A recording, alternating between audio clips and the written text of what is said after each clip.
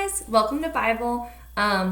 We are going to read another story from Easter Love Letters from God. Today is the really sad part of the story where Jesus dies on the cross.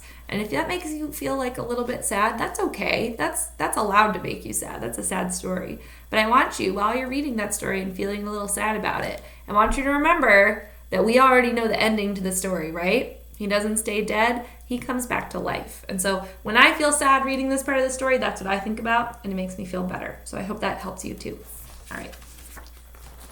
The darkest day, from Matthew 27:45 to 54. High on the hillside, Jesus hung on the cross. Nails pinned him to the wood, and a crown of thorns dug into his forehead. Jesus was ready to die, but he was still afraid. He could see his mother crying and hear soldiers laughing at him. He felt a lot of pain. Jesus cried out. He couldn't move, and he felt all alone. Where was his Father now? The sun disappeared behind a huge gray cloud. Cold crept in. Darkness covered the world. Jesus closed his eyes and bowed his head.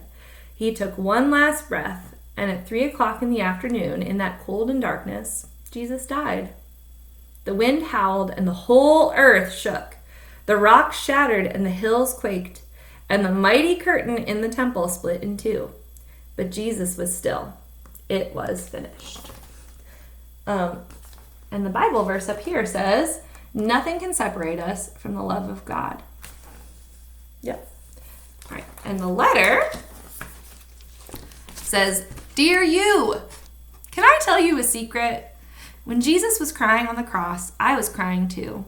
When those nails were hurting Jesus, I was hurting too. And when Jesus felt all alone, I felt all alone too. When my son died, part of me died too. But guess what? Death does not win in this story. Life wins, love wins. My promise to Jesus was that nothing could separate him from my love, and that is the same promise that I give to you. Love God.